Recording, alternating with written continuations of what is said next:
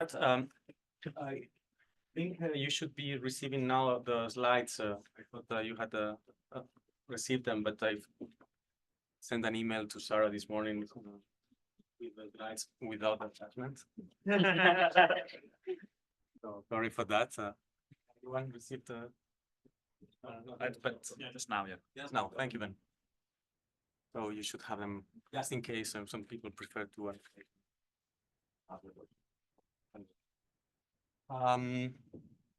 Yes, as I said, second half is going to be on particle filtering, and like the first half, where yes, still some of the things we discussed about model parameters could be applied to more complicated problems, but then we particularize for linear Gaussian, and then quite fast. It's a of course, it was great to have a discussion. We have time for everything. I think you got the essential part of this graphical modeling perspective and the advantages of this. If you are, some of you already approached in the coffee break. If you are interested about this research line, is something. It's not just, let's say, one paper. It's a research line that we've been working in the last 3-4 years, and I plan to be working hopefully in the next 4 or 5 years as well. There are many corners, many interesting, not even corners. There are many central challenges there. So if you're interested in this research line, I think it's very, very cool, and very happy to discuss with you either this week or next week for those who stay in the workshop. Now we are going to transition to particle filters, or to filtering more complicated problems. I'm just pasting the same slide here, the generic model. Then we have exactly the same. We have a Markovian structure, something we didn't see here. The pointer, it's too modern because it's not a laser, but it's not very well aligned. So when I point here, then it goes there and so on. So it's probably not going to help. What I wanted to say is that we assume here a Markovian structure in the hidden state. Don't think that you can only apply filtering in these scenarios. We always present filtering, space and filtering under this structure, but in practice, you can always extend the space. You can do many things whenever you don't have a Markovian structure in the latent space. Okay, it's going to be more complicated, but still possible, and still many people with no Markovian models in the filtering community. So there was a time where the universe was all linear and Gaussian. Remember, it's models, and if you don't know how to do better models, then what you do is you try to see the reality through the lens of your model. So linear Gaussian has been there for long, and extensions, for example, Dennis talked about extended Kalman filter. Okay, it's an attempt to go to nonlinearities, but still from the linear Gaussian perspective. But obviously the world is nonlinear, the world is non-Gaussian, the world works also in continuous time. This is something we didn't make much emphasis yet, but we are all the time assuming t-1, t, and so on. And I think it's quite realistic to have observations that are discrete time. Receive the measurement every time, even if it's small periods, but still it's not really a continuous signal. There are examples, but in general, you have some discrete data that arrive at discrete times. But the state many times follows continuous time processes, physical processes, differential equations processes, okay? Then we work, many colleagues here, and you're going to hear more tomorrow about continuous time processes and how you go from continuous time to discrete time state space models, or how you can do combined continuous time, discrete time, or discrete observations filtering. I'm not entering into this, but at least for you being aware that this is an implicit assumption we are doing, but the physical models can have some state that evolves continuous time is something useful to keep in mind. And this is the Lorentz model. I think the Lorentz model was introduced in this paper, and actually, I think originally did not have this these additive noises. So you can see it simply as a partial differential equation. In this case, it's going to be a stochastic. The interesting part of this model, there are many interesting parts. One is that it generates beautiful plots, as we saw, and maybe we're going to see now. Another interesting part is that whenever you set some certain parameters, here the thetas that we were seeing before are going to be this set of 3 parameters, S, R, and B. For some choices, the system, even if deterministic, even if you didn't have this Gaussian or additive noise here, it's chaotic. And Dennis, without just by memory, described very well what the chaos means, or at least one very well accepted definition of chaos. Chaos, this definition is when the present determines even exactly, we remove the noises, exactly the future is described in continuous time. But a slight modification of the past makes that our approximation in the future might be very, very bad. I agree with the statement of Dennis that, okay, Bayesian filtering still works because doesn't mean that the future is very, very close in time. It may take some time to diverge, to be a different future whenever you start with a slightly different initial conditions, but eventually might go. And I don't know if this is going to work. It will work. Something, probably not. Yeah. Yeah. So sorry, I'm going to rerun it again. What I'm going to do is, you can see it already. Focus on the, I don't have a pointer. On the upper part, maybe very small, I'm going to show you the difference between the state in the left model compared to the right model. Remember that this is a 3-dimensional model.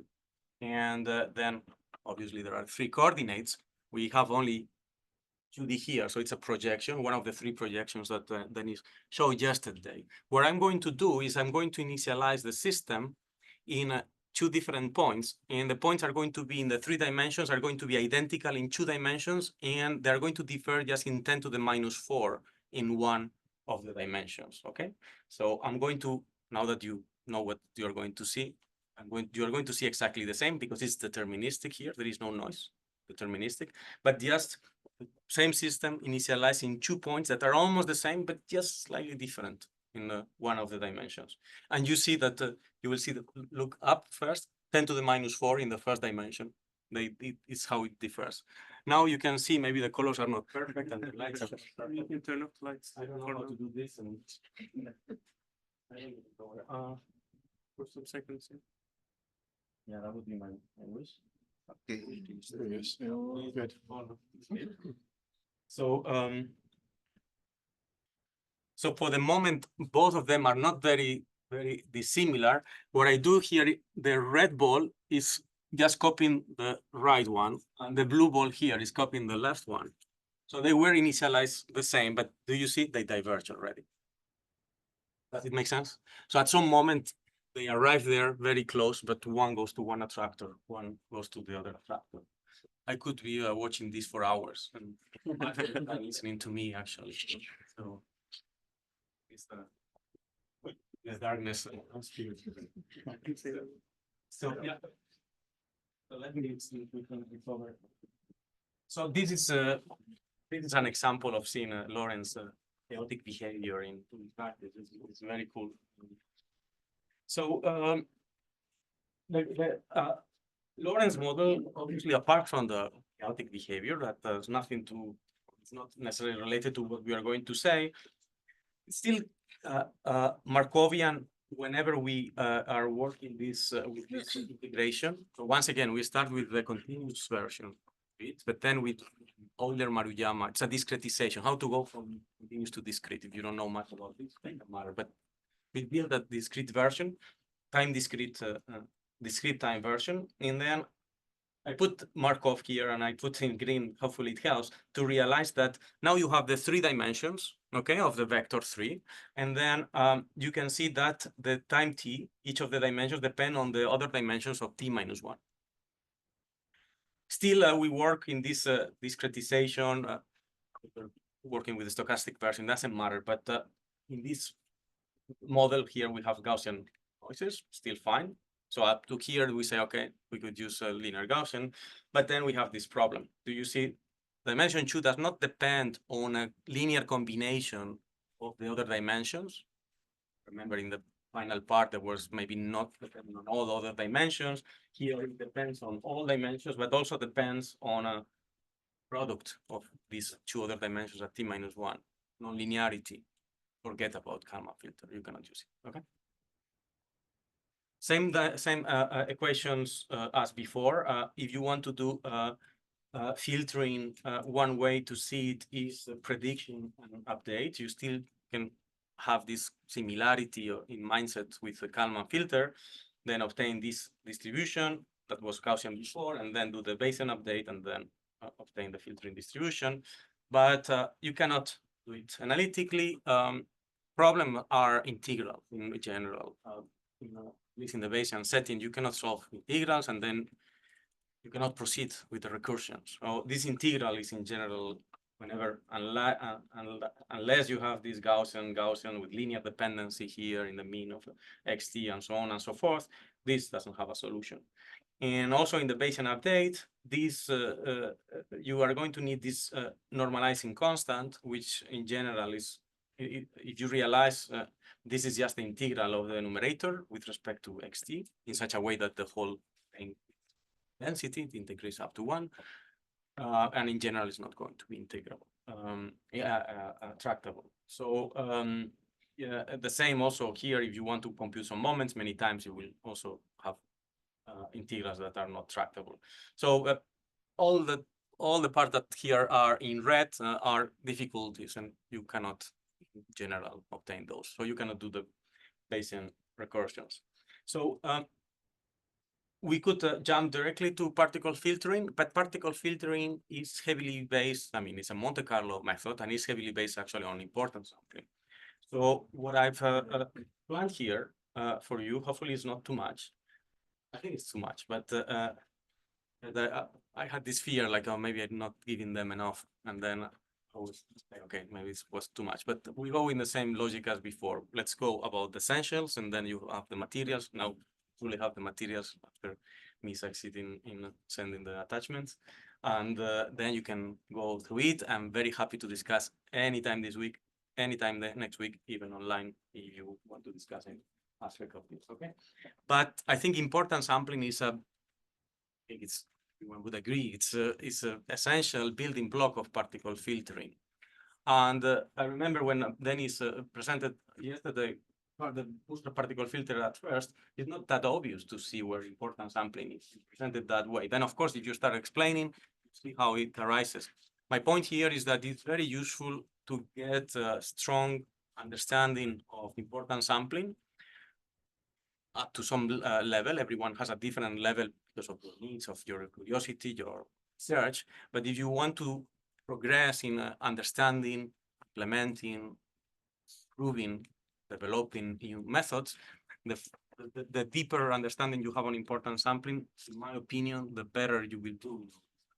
So this is an attempt to give you a bit more things about important sampling. This is just some background of the history of Monte Carlo methods. It's very interesting. The Monte Carlo methods were developed mostly, I would say, or it's agreed that they were secretly developed around the Manhattan Project. I think many of you saw this Oppenheimer movie last year, so it's a hot topic. Monte Carlo should be hot topic because of that as well.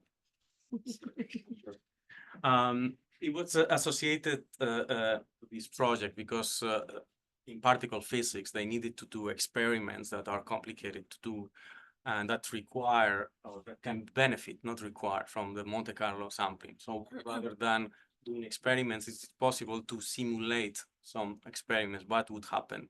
Okay, that's very high level view, but it's still aligned with what happened. Of course, it was possible because at that time the computational machinery was already being developed. This ENIAC computer, one of the first general purpose computers. So they could start using these more intelligent machines, call it this way. And both Ulam and Newman, I think they were part of the Manhattan project, both recruited by Oppenheimer. They were using more standard inversion accept reject techniques, or more than inventing them. There is also it's also accepted that Enrico Fermi was doing Monte Carlo in his experiments, totally unrelated to Manhattan Project, but he was not publishing on this. So, sometimes you need to publish so people remember you. That's maybe another takeaway message.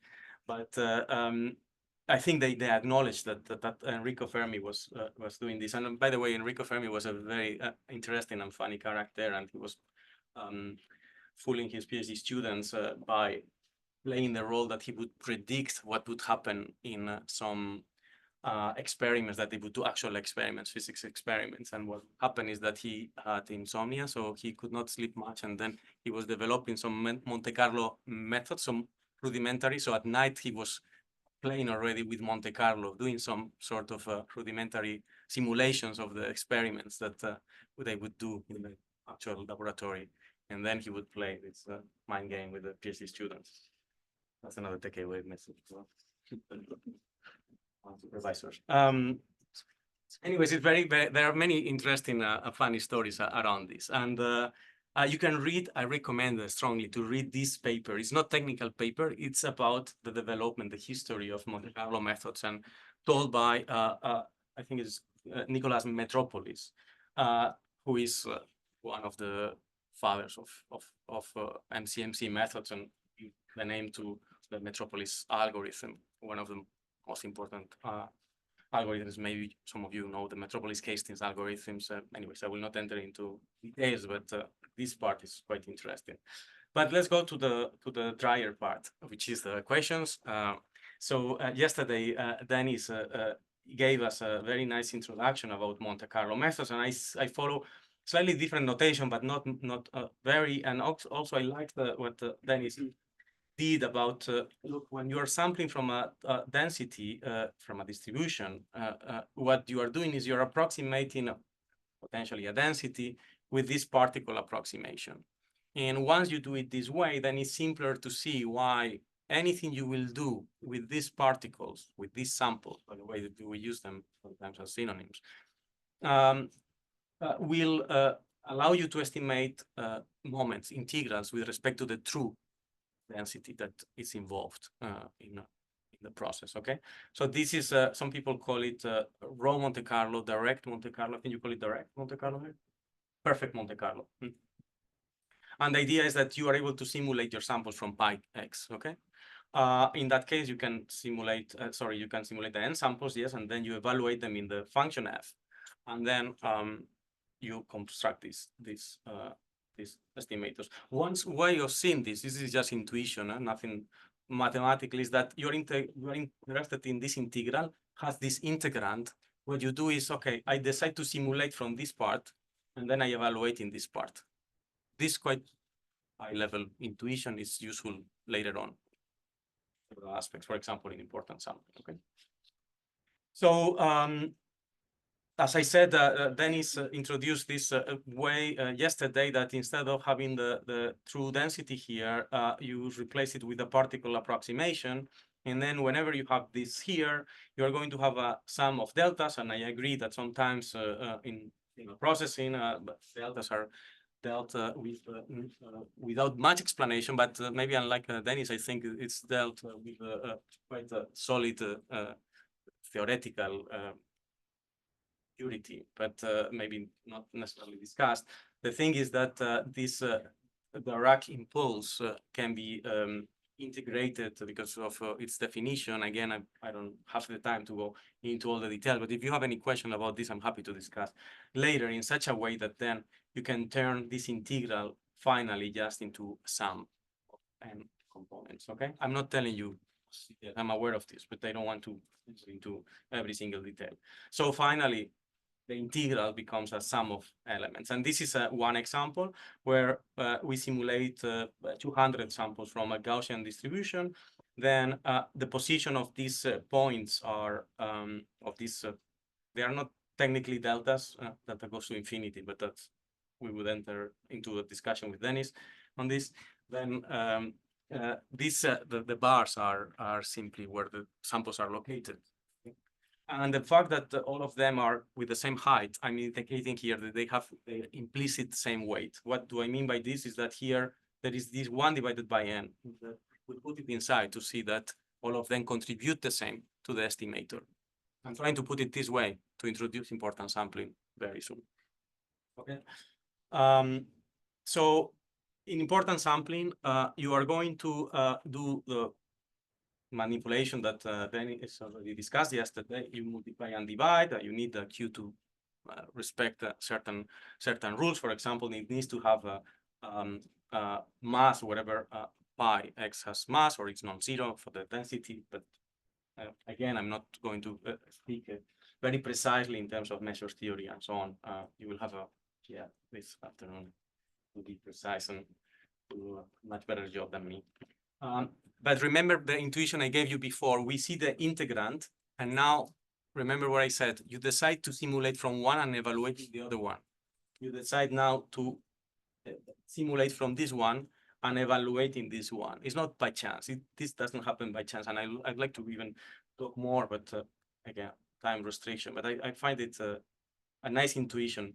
So now if I simulate from Q, what I do here in the basic IS estimator is to evaluate this function. And then the final estimator will be the average of all the evaluations in this whole function here. That's the trick. Then you can choose any Q, fulfilling the what I said before and maybe related to the variance of the estimators and so on. But okay, let's not enter into all the details too soon. It's true that for this you need to evaluate pi. Your only restriction now is not to simulate from pi, but to evaluate pi. We are going from very constraining or very demanding setup where you need to simulate from pi, previous slide, the direct Monte Carlo. Very difficult. But evaluating a density seems less difficult than simulating from a density. A density is just a function, then for most well-behaved distributions, they admit a density and so on, then you evaluate it and that's it. What is the problem? Well, the problem is that in many scenarios, and Bayesian theories, Bayesian analysis is one example, you don't even have access to the full posterior. If you remember, this was the case actually, when I wanted to evaluate this density, for example, but for this, I need to evaluate the equality, so I need to evaluate this. I told you this is very simple to evaluate. It was just the product of all transition kernels and observation kernels. This normalizing constant, inner Gaussian, you're going to have it, but in most scenarios, you will not have it. So you cannot evaluate the target. This is the target. This is the pi x here. Okay, this is the generic notation, but this is the target. So you cannot evaluate the target. Maybe you can evaluate a function up to a normalizing constant that you don't know. This is exactly what happens here. You can evaluate maybe gamma, numerator in my previous example, but you don't know this z, the normalizing constant. Z generically, in this case, this guy here, you don't know. Okay. Is it possible to use importance sampling? Yes. Dennis explained it much better yesterday with more detail, that you can see that the self-normalized importance sampling estimator, which is this one, what it's doing implicitly is to evaluate, to approximate two integrals, one in the numerator, one in the denominator. One is an integral with respect to gamma, not with respect to the true density you have in the integrand. And the other one in the denominator was approximating the normalizing constant. You can derive very neatly, as he said, as he did yesterday, and arrive to this estimator where what you are doing essentially is to compute these weights. Now the weights, instead of, you cannot evaluate pi, but you can evaluate gamma, and it doesn't matter whatever you put here up to a normalizing constant because it's going to cancel out. So it doesn't matter if you don't have a z here and then you evaluate gamma instead of pi. And then once you have these weights, W's here, sorry, you normalize them in such a way that they sum up to 1. They are non-negative as well, remember, it's a ratio of 2 PDFs. And then you can see this as a convex combination of these evaluations. And then that's your self-normalized importance sampling estimator, okay? So finally, you can see this also as a byproduct. Yes, we wanted to approximate an integral, but you can see this also as a particle approximation. Now it's weighted particle approximation of the target density you have at the beginning, okay? So you have these weights that are uneven in general. Nice way to see that this connects to rho Monte Carlo. What happens if Q equals to pi? If Q equals to pi, you simulate directly your proposal is the target distribution, then all the weights are the same.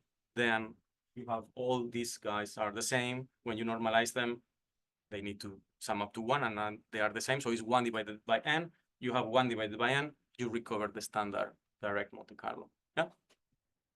Okay, so I said very fast. Yeah, choose any Q more or less, and that it will be fine.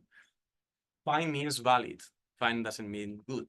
And when we are working in any of the disciplines you are working, what you want to do with your approximations is to be as good as possible with less resources as possible. This is human nature, I think. It's not only in your research, right? Do as best as possible with investing the minimum energy. So what you would like to do, you would like to have few samples and do a good approximation. You would like to have a good Q. How do you measure that you're doing well? One way of doing it is generally in estimation theory, you look at your estimators and then you look at their variance. For example, the variance, not of the self-normalized importance sampling estimator, but the standard estimator where you know the normalizing constant, the EC1, let's say, is exactly this one. And Dennis commented yesterday already that minimizing this, the variance of this estimator is minimizing a chi-square divergence. It's not between the target and the proposal, it's a modified version of the target times F. Let's not enter into the details, but at least to have a bit of an intuition that you want your Q to be close somehow to your target, or more precisely to your target and your target times your function F, okay? To your integrand at the end of the day. So these examples that are maybe a bit small for you to see are, hopefully you see something, are 3 examples where the target is exactly the same. It's a bimodal, a mixture of 2 Gaussians actually, blue curve. And then you have here some proposal red, and you simulate samples, those crosses that are impossible to see, I guess, but these points. And then you have again the height, meaning in this case is the importance weight. Remember in rho Monte Carlo, I put all the bars to be equal because they have the same weight. Here, each of the sample has an associated weight. The larger the bar, the larger the weight. Okay, why we have some bars that are bigger than others?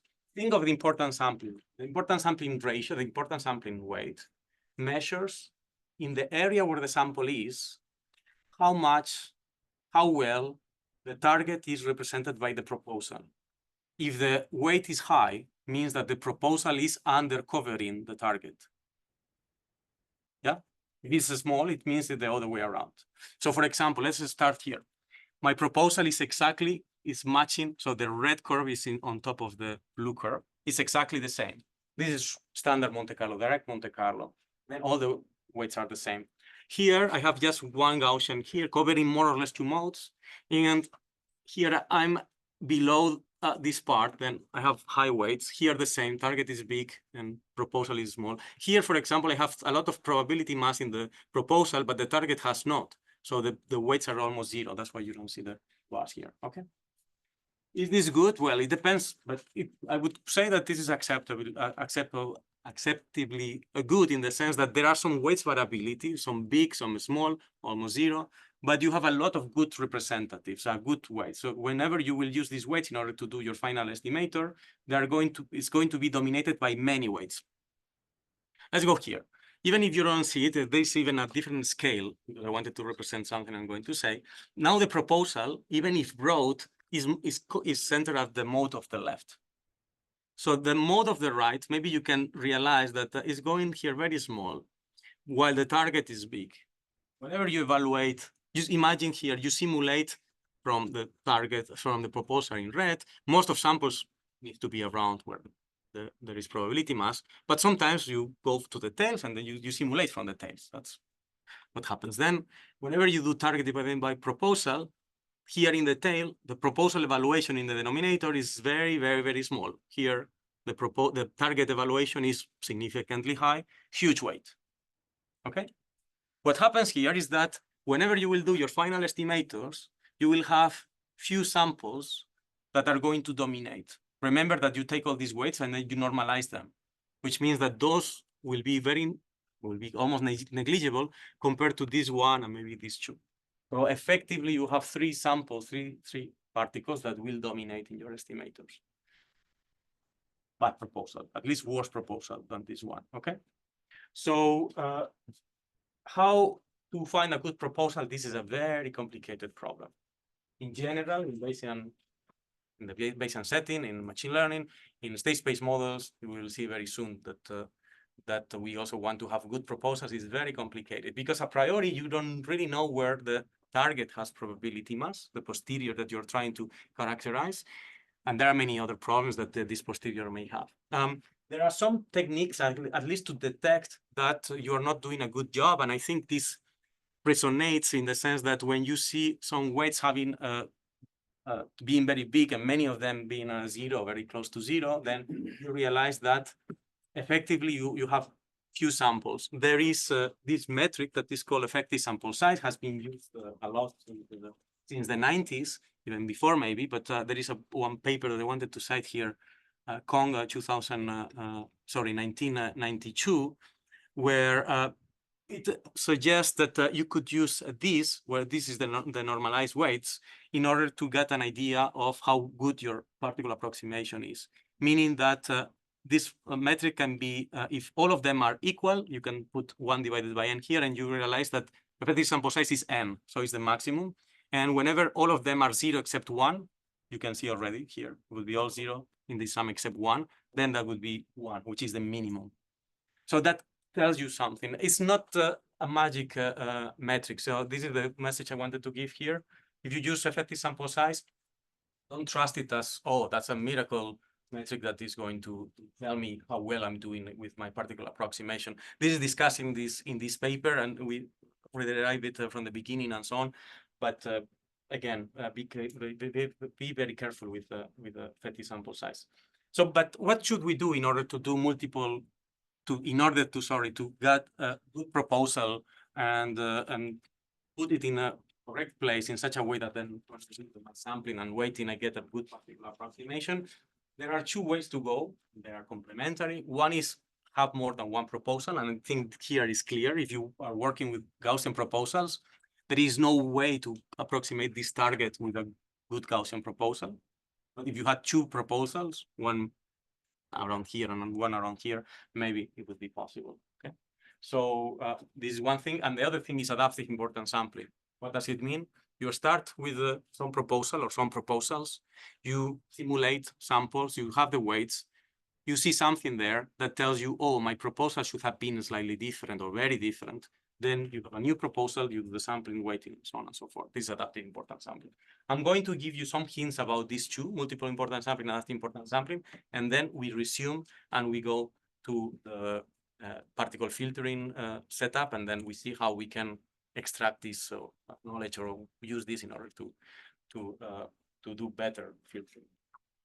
So multiple importance sampling is the case where you have more than one proposal, as simple as that. So it doesn't seem very fancy, it doesn't seem very complicated. If you understood importance sampling, you are going to understand very simple multiple importance sampling. The thing is that whenever you have more than one proposal, well, where are you going to sample from? Before it was very clear from proposal, the only one you had, IID samples from Q. Whenever you have two proposals or n proposals, let's imagine that you have n proposals and you want exactly n samples per proposal.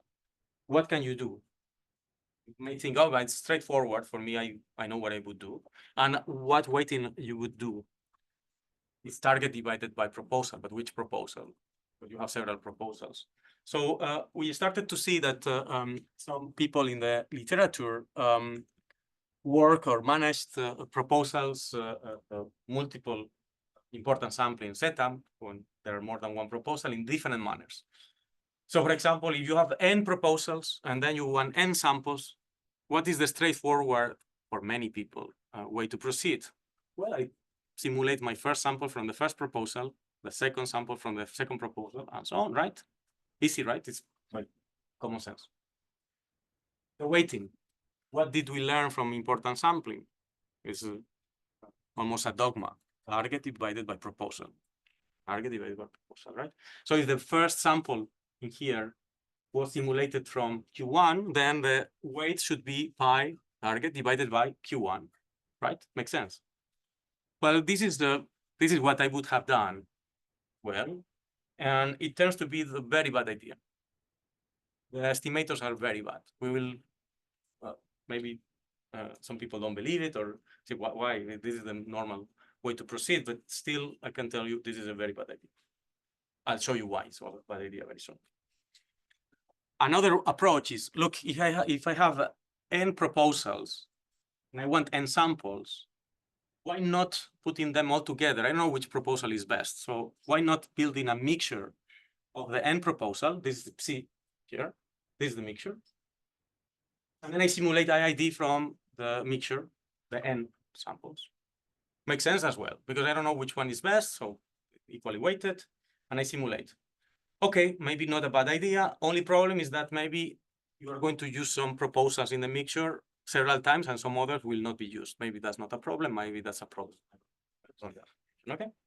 And then we found this technique proposed by Eric Veach in the year 95, and then improved and explained very well as well with Art Owen and Zhu in the year 2000, which is a hybrid version. Sampling, as in the first case, weighting in the second case. Take one sample from first proposal, second sample from second proposal, and so on. But in the denominator, you put the whole mixture. It looks, if you're following well important sampling, it looks anti-dogmatic. It goes against the weighting being target divided by proposal, because you know that the X1, the weight should be Q1 here, not the whole mixture. I didn't simulate the first sample from the whole mixture. But it's valid in the sense that all the properties that Dennis discussed yesterday for the estimators hold if you do the weighting in this way, sampling and the weighting in this way. And not only that, it's a very good idea. It works very well. We saw that it worked very well in practice. So why all these ways are valid once you have more than one proposal? And question that everyone has, right? Okay, but which one is better? Or which one is better? Are there other ways to do it? And well, we had these questions, we had no clue, and then we started to work about this a few years ago. And I will not bore you with many details. I will show you just different ways, not only these ones, but other ways in which you can do the weighting, the sampling, sorry, and the weighting when you have several proposals. But stay with me. We have 3 proposals, Q1, Q2, and Q3. Our goal is to get 3 samples and then weight them because it's important sampling, right?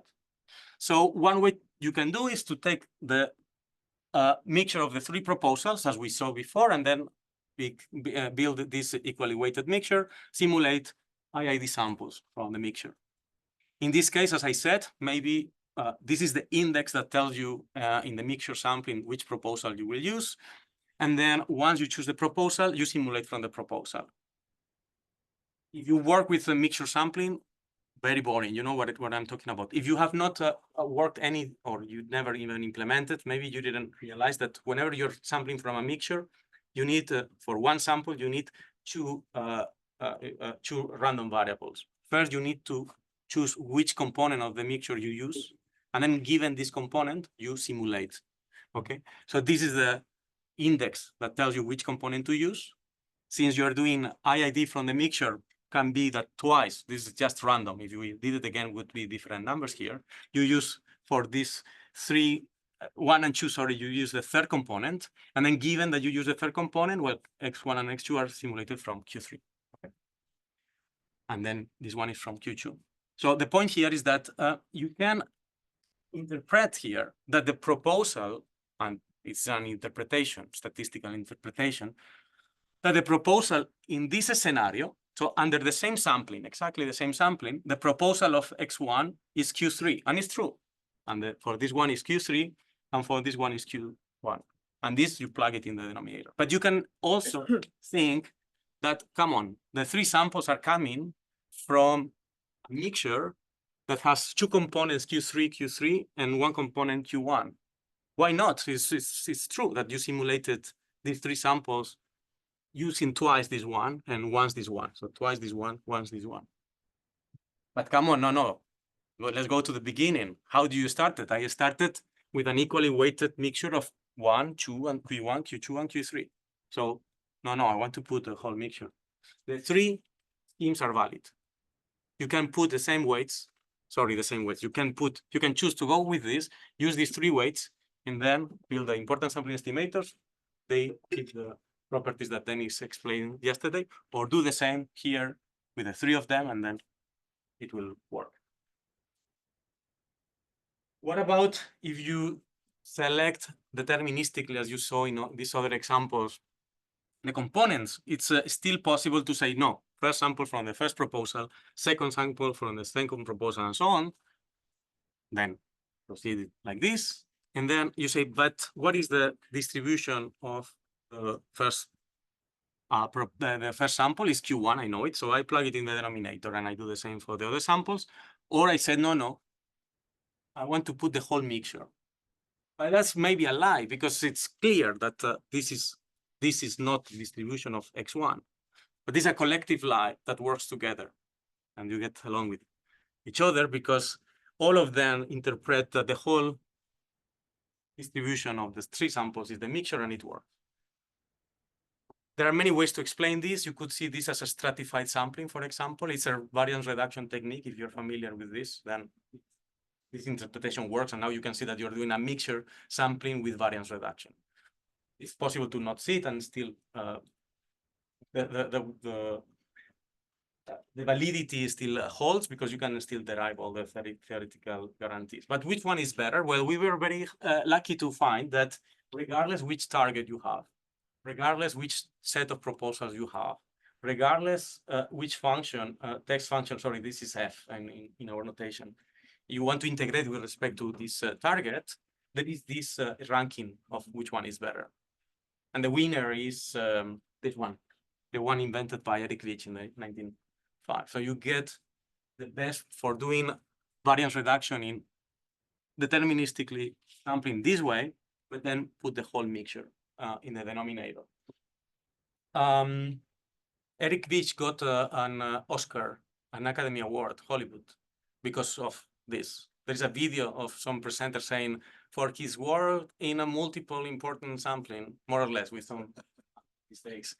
Why? Because this multiple important sampling is heavily used in computer vision, in computer graphics, sorry, in order to recreate this Pixar Disney-like animation movie. It's about how the light sources go to the scene in 3D models, and then you see something that is realistic, that looks like a true environment with different sources and reflections and so on. Still used heavily today. So thank you, Eric Rich, and his Oscar for that. So if you don't see necessarily why this is a very bad idea and this is a very good idea, I'm showing you again left one thing, right? Another thing.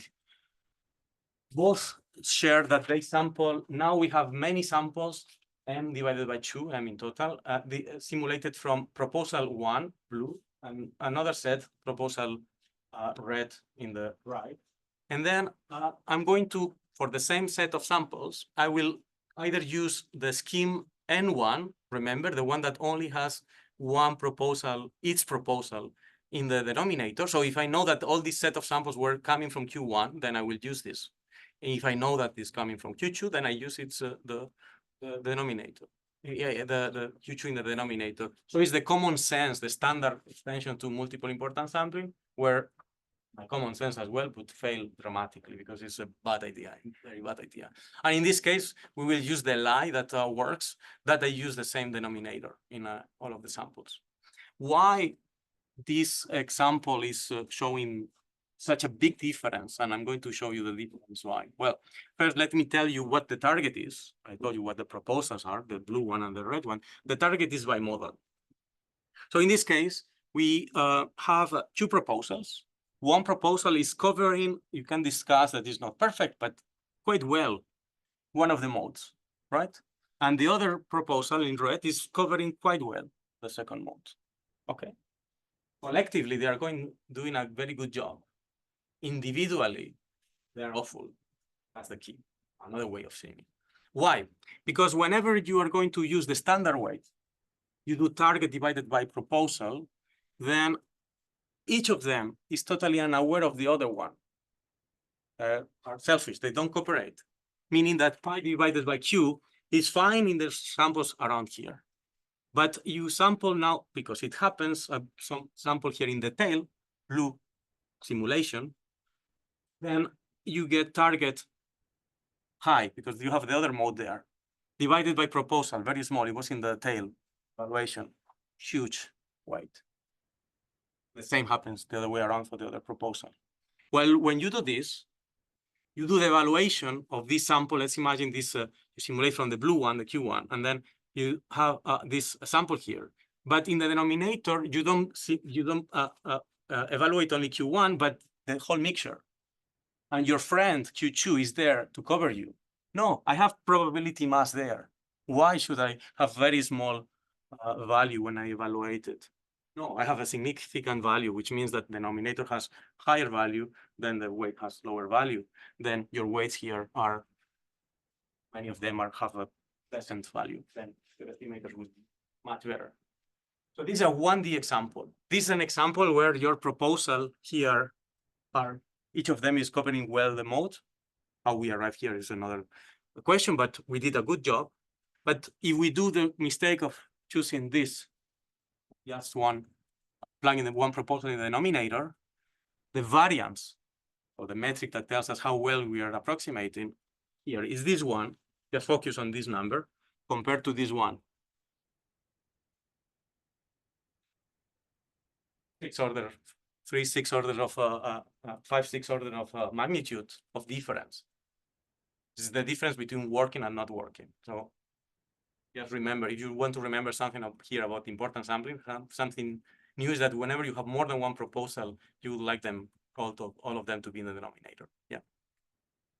What is, you remember I told you there are 2 recipes to have good proposals. One is to use several. Second one is to improve them.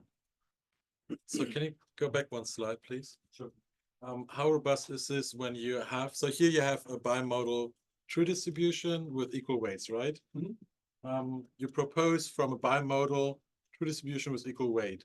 So it makes sense that this works well, but what happens when you say they don't have equal weight, right? So you sample from a trimodal distribution with equal weights, but you have in reality a trimodal distribution, and the 2 outer modes, for example, have very low weight, right?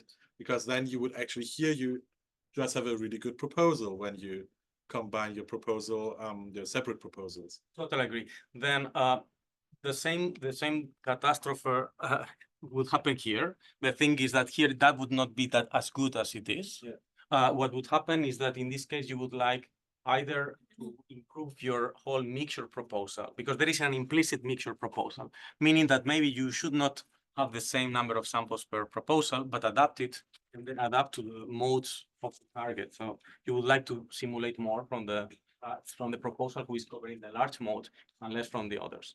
Adaptive importance sampling is going to help you. Okay. So actually we are going to, I will be very, very briefly, but if you are interested about this, very good question. Adaptive algorithms are going to move the proposals or replicate proposals, for example, instead of just having a higher weight in the mixture, you will put more proposals there. But the goal always is the same. The goal is that as a mixture together, the proposal or the mixture of proposals, recreate as close as possible the target. There are many ways you can do this. Adaptive importance sampling is the way, is the path for this. And this is exactly adaptive importance sampling. You're going to have a set of proposals that are going to be adapted over the iterations. And then if you have a parametric family, then the goal is simply to improve the parameters of the proposals. For example, moving the location parameters, adapting the scale or the parameters if you wish, and then have a better representation. Again, and this is a simplification, the same as the previous slide was a simplification, where we have a target, again, now in solid line. This is a proposal, very bad, right? We agree that if you do sampling here, then again, we have huge weights. Second iteration, this should be J. Second iteration, we move a bit the proposal, we broaden the proposal. Third iteration, this is a much better proposal. If you do sampling weighting here, it's going to look much better. And there, the sampling, the important sampling estimators will have left variance here than up. Okay, just an intuition. I'm not going to tell you almost anything about adaptive importance sampling, except that instead of having just sampling and weighting, you need to add a third element, which is adaptation, and then iterate. You sample, you weight, and then you improve your proposal. Then you sample, you weight, you improve your proposal, sample, weight, improve the proposal, and so on. Which weights you should use? Well, we saw previously in multiple importance sampling that is not as straightforward as it looks. And now that you're going to have many proposals, but also at different time steps, it means that you have a collection of proposals that is very big. Because you can interpret that the previous iterations are different proposals, they are, than the new ones. And at the end of the day, maybe you want to use all the samples that you simulated in order to create final joint estimator with all the samples and proposals and weights, okay? There are so many ways that you can adapt it. This is the key. And I'm not going to tell you a word about this. If you are interested, just there is this survey of a tutorial survey of adaptive importance sampling that also is co-author, and it tells you the picture of how was it in year 17. There are many more methods, but I think it still stays also because there are categories in which you can see adaptive importance sampling is quite pedagogical. So, yes. Any question here? Okay, then we have 30 minutes left before lunch in order to try to go to particle filtering. I will go quite fast here, hopefully fast now, but I don't know. I don't have a sense of time. I think Dennis said yesterday, I like the sentence a lot. This is going to cover very much overlapped with what Petar and Dennis said yesterday, and hopefully we go as fast as possible to this view of particle filtering from the multiple importance sampling and adaptive importance sampling perspective. That's why this block was inserted here, to have this view, okay? Particle filtering, I'm going to not use that much time in order to motivate this. This equation at the start here is exactly the same one. The same one. You don't have access to the normalizing constant. It was not that obvious to start. I mean, you can do the whole joint inference, but it's not very efficient, as we saw. We saw we want to do this sequentially, and but okay, if we wanted to do it very naively, and this is very naive, then we would simulate the trajectory particles. Remember, the trajectories, I will talk about the particles and the particle trajectories. Particle is for xt, and the trajectory is from t equal 1 up to time t or capital T, the whole sequence, okay? Then you can simulate from the proposal, then you evaluate the target, which is this one, or up to a normalizing constant. So you can take the joint, which is very simple to evaluate, and then you simulate, you evaluate in the denominator the proposal, then you build the weights, and then you obtain this particle approximation of the whole joint distribution. Very easy to do. It's very easy. It doesn't mean that it's going to work. It's not going to work, actually. And the more time steps you have, the less it's going to work. But at least conceptually, I think it's very useful to have this in mind, that you can elaborate on this, okay? So one of the things that is clear for everyone, I think at the end of the day, is that we want this filtering distribution. Maybe this is Gaussian, I don't remember, but it doesn't matter. What particle filter is going to do, any Monte Carlo method, is to approximate it with this particle approximation. It's a random measure. What does it mean? It means that any integral with respect to this density here, I can approximate it with a sum with these particles and its weights, okay? So hopefully you believe that, or you see that, yes, these two objects are very different in essence, but in practice, having this approximation is going to help me to tell things, useful things about my object of interest, which is the filtering distribution, okay? So this is exactly the same way to proceed as in the 2 slides ago. So I'm going to simulate trajectories and then give them a weight. But I presented here very similar to what Dennis said yesterday, in a way that, look, I will use a proposal that is very specific. I'm going to use the proposal that is exactly the dynamic model, so the state model, which is Markovian. So you can simulate from the first state. By the way, apologies, because sometimes we call state 0 to be the first, and sometimes it's the 1. I think Dennis had a similar issue. It's because different parts of the literature consider the first one to be the 1 or the 0. But anyways, I think it doesn't make, hopefully it does not confuse you. That's my point. Then the whole proposal, if you take this choice, and again, it's a choice, is this one, then it's very simple to simulate a trajectory because you simulate the first time step in this way for each of the samples, but let's take sample equal m equal 1. Then the second time step is you can do it through the transition kernel condition on this value here, and so on and so forth. And then at the end of the day, you get the whole trajectory. Okay, now you get the weight here, then this guy here is proportional to this guy here, this one. And then what you can do here is that since Q is equal, you choose, and again, this is a choice, that your proposal is exactly the same as the transition model, the join, then you simply cancel out, and then you get this. Okay? And this is the, so if you want to now approximate the joint distribution, the joint, in this case is the density, but you will do it with this random measure, particle approximation, where you have deltas in all place at all trajectories. Now it's more difficult to plot, but imagine in 1 dimension for one time step is exactly the previous slide, this one, and with some associated weight, the height. The equation hopefully is clear. What if you care just about xt, not the difference between this one and this one, is just that here is only xt and here you have the whole trajectory. Well, what happens here is that you can just ignore all the part, sorry, here should be t, just t. You can ignore the trajectories from 1 to t minus 1, just neglect it, and then just focus on t. This is called sometimes Monte Carlo marginalization. Not straightforward to see at first sometimes, but just simply to say that if you have a trajectory, and then this trajectory is representing the whole density of trajectories, then if you neglect the dimensions that you're not interested, then you can come from here to here, just throwing away the dimensions you're not interested. Okay, again, this should be xt. Okay, but this is good, but remember, we want to work in the online setting. So we are going to receive yet another observations, and we don't want to reprocess this whole joint and then marginalize or everything. Is it possible? Well, it's possible because you can go from here or from here to here if you want, in the sense that if you want to compute the joint of t minus 1, then you can do this from t.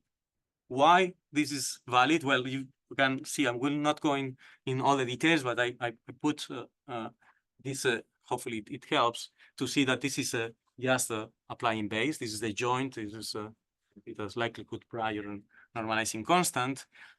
This is just factorizing the, I think is the right-hand part, is just, yeah, factorizing the joint here.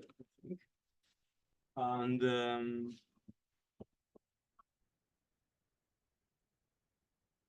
sorry, factorizing this one here. And then from here to here we are exploiting the model structure. So meaning that this is true for any model. This is true for any model. If I'm not mistaken, I'm going a bit fast now.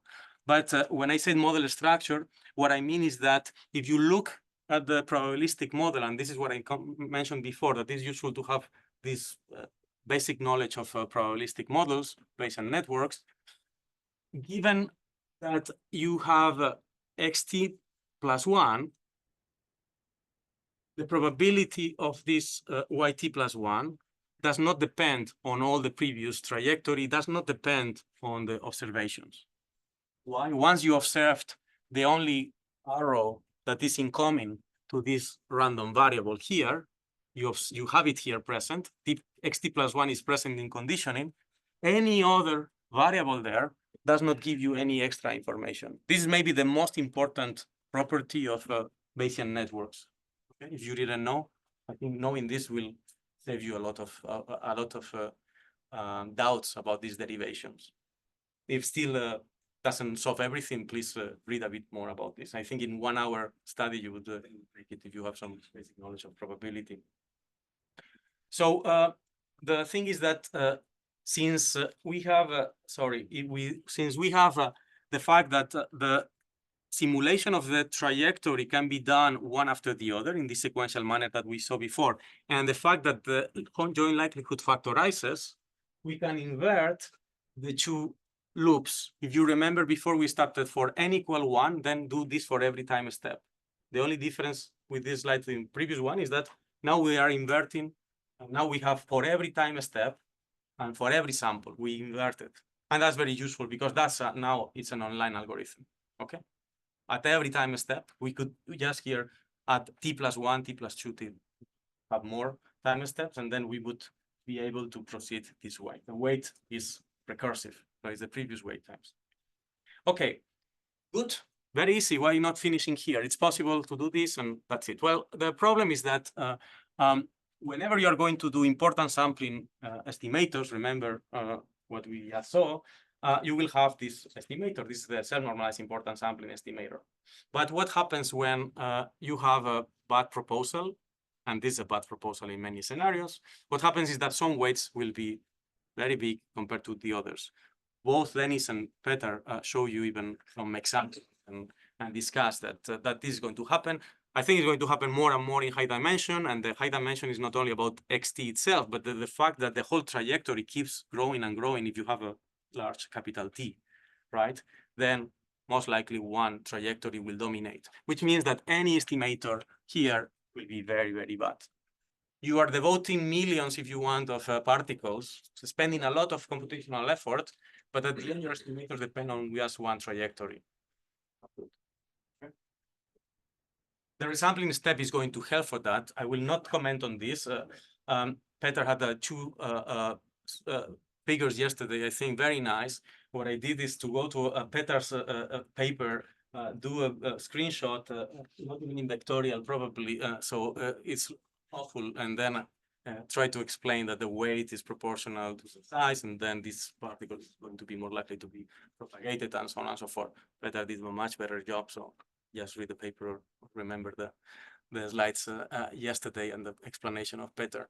But something I really want to put effort or to give or to bring your attention to is that whenever you are doing resampling, what you are doing is that you're simulating samples from this mixture, of this particle approximation, weighted particle approximation. This is what you are doing, because you are going to take with repetition particles that were in your at the end of time t with a proportional to the weight. What is this? It's a sampling with probability of each of the elements, the particles, which is proportional to the importance weight. What does it mean? That you are sampling your xt tilde, we are going to call it, the resampled particles, from this mixture. This has strong consequences for developing more fancy algorithms that we will not have much time to see. Something that I think it was not, or maybe was said, yeah, but I wanted to put also emphasis is that like almost anything in life, every time you correct something, to solve a problem, you maybe create another problem. That I think we all may resonate to this. Why we are doing resampling? We do resampling because the some weights are going to be very big compared to others. Why this is a problem? Because if we keep doing it, the richer get the rich get even richer. Then these weights will be higher. We are wasting energy in propagating trajectories that will have very small weight. What does it mean? That is for nothing, because if the estimators are going to have a weighted combination of these trajectories, we are investing in something that makes no difference in the final estimator, right? This is one way of seeing why we do resampling. The problem is that if we want to also do smoothing, and we didn't discuss much about smoothing, but it's also a very important problem, you care about these distributions. The distribution of the whole trajectory given the all observations, okay? And you approximate it in your filter. Just by doing filtering, you can check at the whole trajectory, and then each trajectory has weights, okay? Then no problem.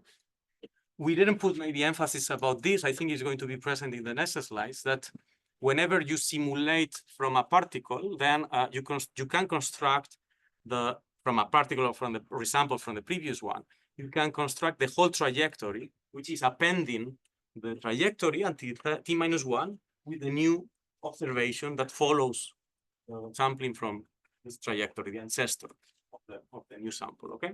We will see it very soon more precisely. What I want to say is that when you do resampling, what you do is you reduce the particle degeneracy, because after the resampling, all the samples have equal weight. They're equally important, let's say. What happens, however, is that whenever you do resampling, you resample the whole trajectory. So you're going to copy trajectories.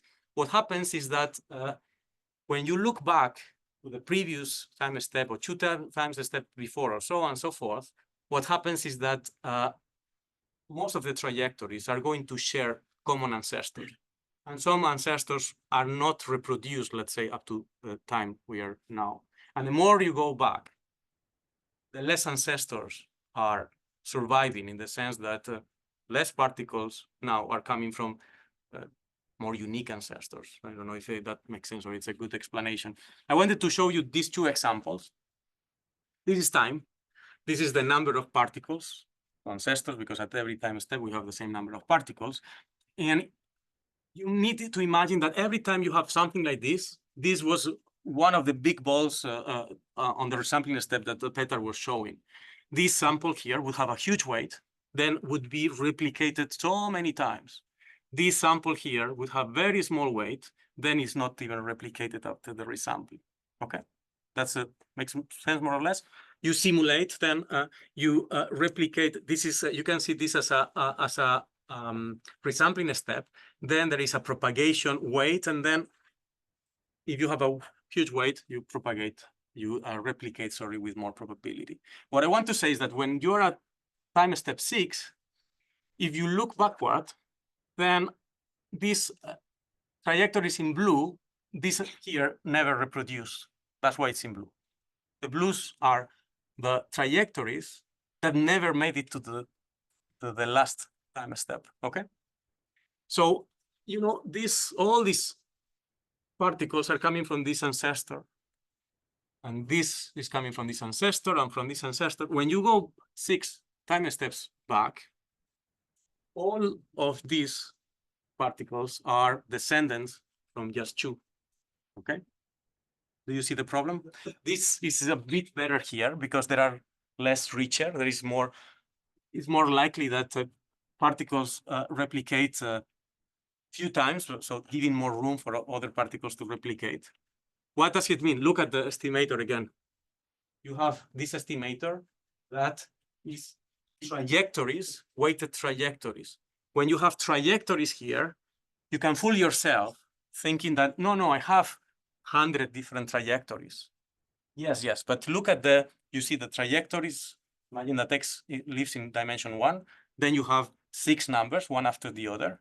But if you look at the first dimension, the first component of the trajectory, in your 100 trajectories, you will see a repetition of just 2 values, repeated and repeated and repeated and repeated. You don't have 100 unique values for this trajectory. If you want to compute P of x1 given all 1, y1 up to 6, you would have an estimator with 2 samples, not 100. Do you see the problem? So you introduce what is called path degeneracy. Yeah. What did you change between the two figures? This is what was going to show you something that more, when you go 6 backward, still there are more unique ancestors. Did you generate that? How to go in this situation instead of this one? Very good question. This is what I would tell you if I had another hour. Because this is related to doing better filters, better particle filters. In the same logic, and I think it was more important, to be honest, to give you the elements of important sampling. In the same logic that you want good proposals. What does it mean, good proposal? You remember the plots? The plots were good proposals were the cases where the weights would not have that much variability. Actually, the less variability among the weights, the better. Imagine when you do resampling, if you have more of or less all the weights to be very similar, when you do resampling, things like this happen. There is no huge weight taken. But remember this other plot in important sampling, where there were 2 or 3 samples that took most of the weight? Well, this is the case. Huge sample, huge weight, taking huge weight, meaning this. When that happened? When we had bad proposals. What is your goal if you want to go to particle filtering research? One of the possible goals is to have better proposals, to have better filters, to propose better. Okay. Okay, so let me summarize the bootstrap particle filter. This is I will not even spend time. This is also a version which is worse than the one that Peter presented yesterday. So again, I will not elaborate into this. Responding to Alex's question, what's the problem here? Well, the problem, and this is a bit an intuitive slide, the problem here is that whenever we are simulating the new samples, what we are doing is, and this is the important part if you want to remember something, is this one, is when you look at the bootstrap particle filter, we do prediction, update, resampling, but what is happening is the following. In the resampling, we are sampling or replicating some particles that are coming from this particle approximation, and then in the prediction of the next time step, this seed at t-1 and then at time t, you propagate through these kernels. What you are doing together with this resampling at t-1 and propagation at time t is that you are simulating your particles from this mixture. You are doing this. This is not new. This is what you are doing in bootstrap particle filter. Okay. You are simulating from the predicted distribution, while your target is likelihood times the predicted distribution. You are simulating from your particle approximation. You don't have access to the true predicted distribution, but you have a particle approximation of this. My point is the following. If you think of important sampling, your samples, your new particles at time t, come from the best you can approximate this, and then you simulate from this. This is your proposal somehow. Okay. If you interpret it to have a mixture proposal, this is related to multiple important sampling. But the weight is going to be the target divided by the proposal.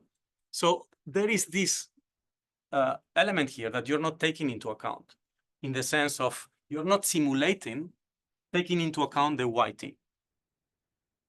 All that comes in the next slides is how can we improve particle filters by trying to match my target, but the whole target. The whole target is this one. My bootstrap particle filtering basically is matching this one, but it's neglecting this one. And this works in practice. Do you remember, I think it was Ken, right? I don't know if you said yesterday about the difficulties of particle filters when the observations are very informative. You said this online. Thank you for coming today again. And Peter, of course, agreed that the problem whenever you have a very low noise observations, then the likelihood is very picky. Look at this from this perspective. Imagine for a second that this is the other way around, very flat, a lot of noise in the observation. So the likelihood is very flat. When you multiply this by this is a function, theta, this is black, so this is a function of xt. You multiply something quite flat by this, maybe it doesn't change that much the shape of this. So your proposal is matching that well this. Look now the other way around, the Ken example yesterday, the comment. Low observation noise variance. Then this is very picky. Then you have a shape like this. This is very picky here.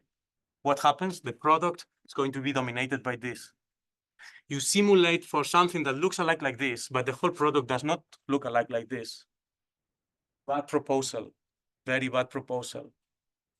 Important sampling weights are going to be very different from each other. Some of them will be huge, many of them will be zero when normalized. What happens? You have a problem with the particle approximation. When you do the resampling, you will see the problem that Alex wanted to avoid. But what we want is to use the observation in order to have better proposals. This is what comes next in the slides. I will give you, if you allow me, 10 minutes in total, give you some hints about how you can do this. And then again, very, very happy to discuss with any of you, either in groups or in one-to-one later or next week about this. The goal is that, okay, let's go back to the original proposal. Remember that in Bootstrap, we selected this to be the transition model because it was very practical and then it would cancel out here, but we can go more generic.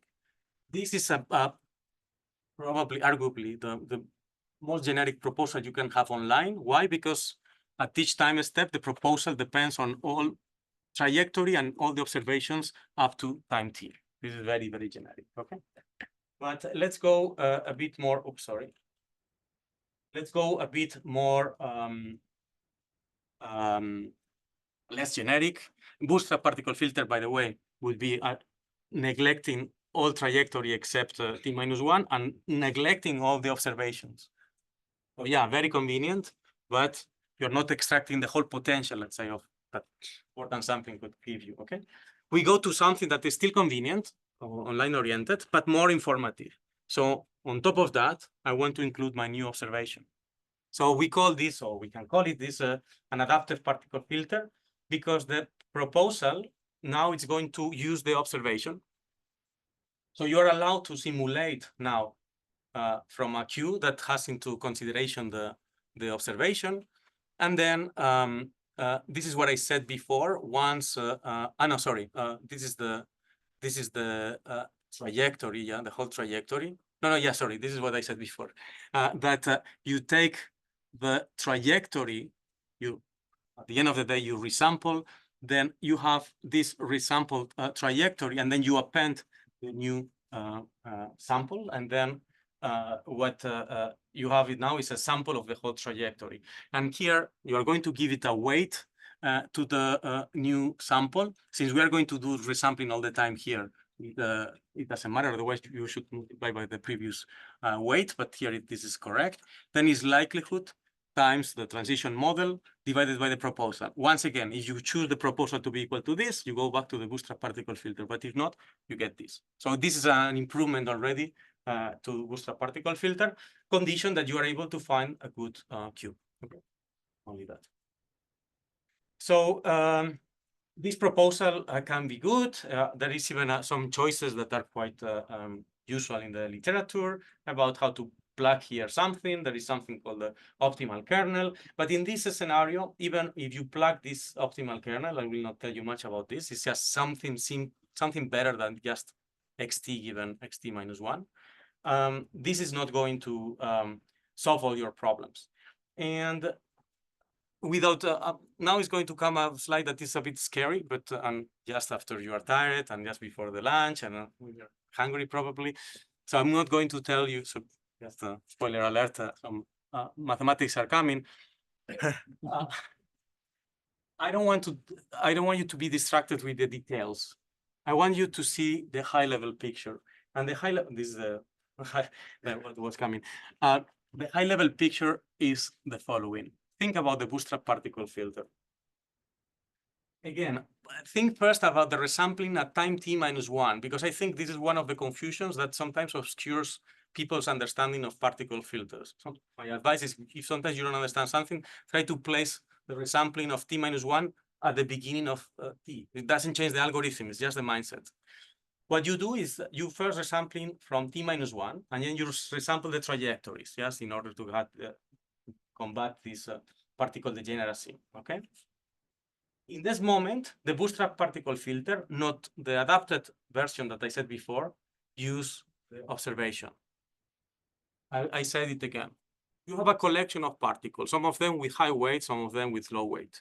And then you say, no, I have variability. I want to do the resampling because I know it's good for the diversity later and so on. But at this moment that you do the resampling, in none of the two algorithms we have seen, you use the observations.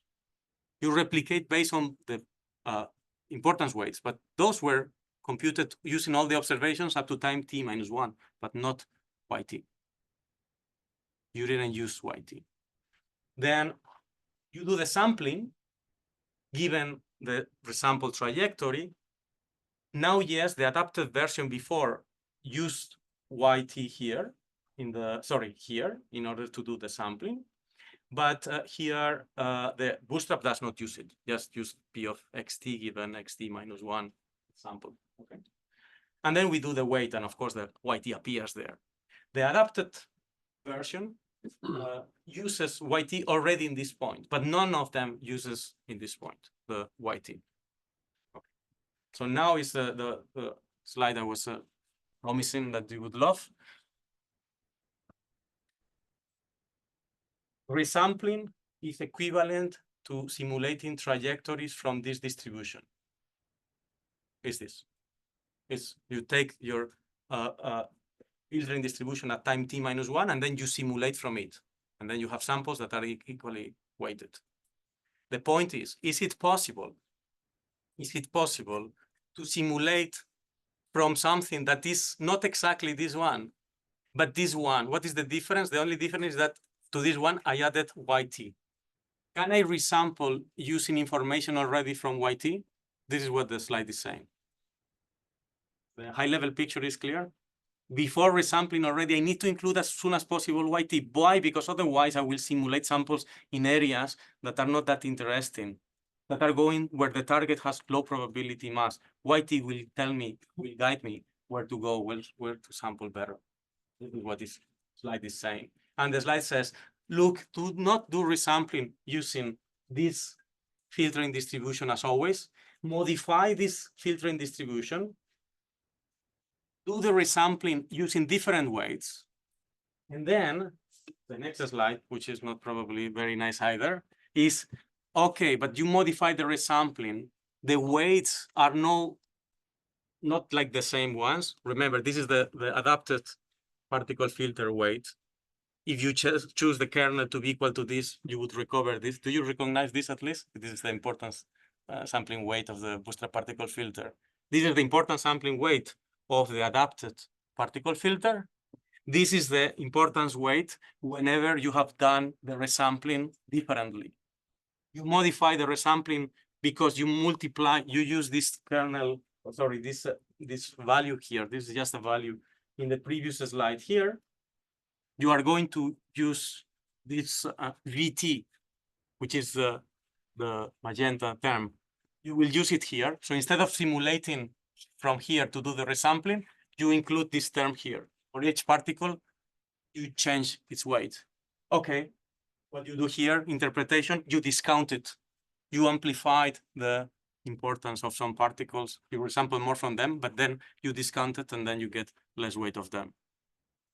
What is this value here? It's very important. This value is kind of a predictor of how well this trajectory will behave, how useful it is for the new observation.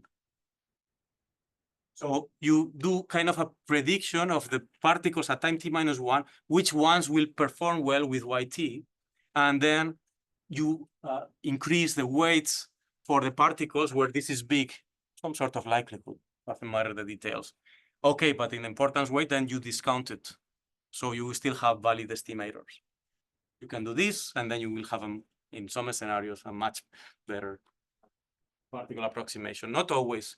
I just described you, and just let me um, finish this, and I will show you one slide, and you can go to, I promise. I introduced the auxiliary particle filter without telling you that this was the auxiliary particle filter.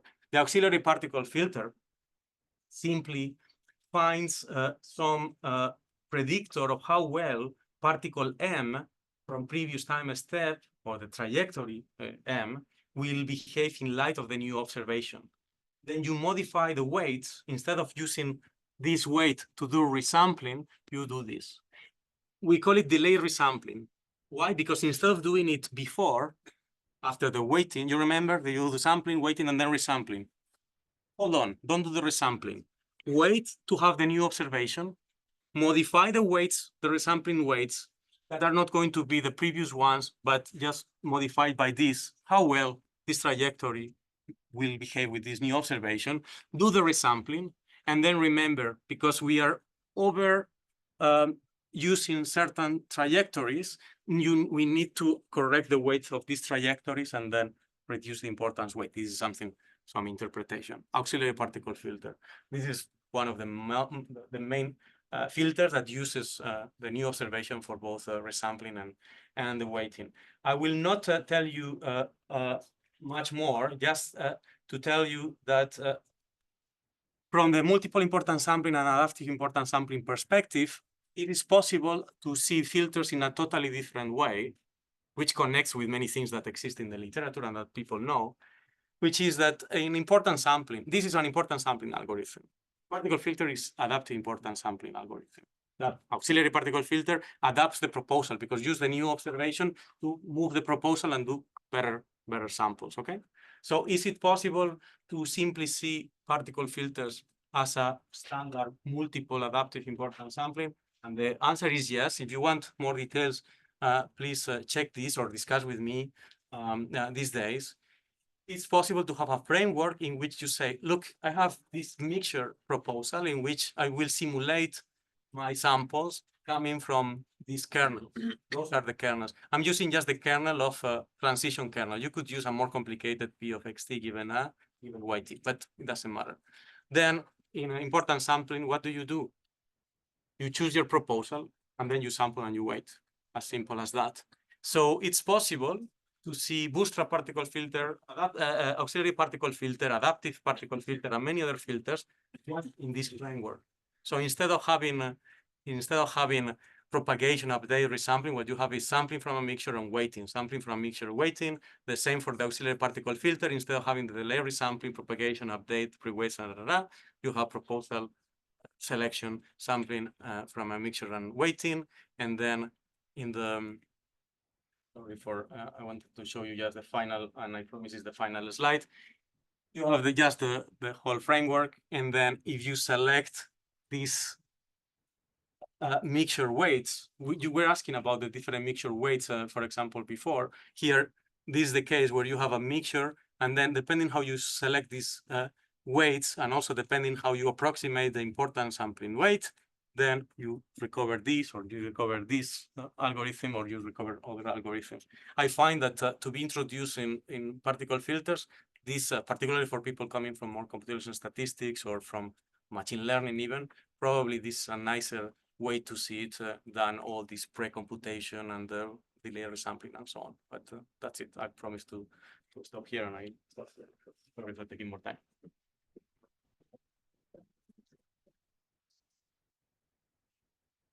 Do you have any question, or it's gone already? Okay, yeah, I took too much time, so let's go.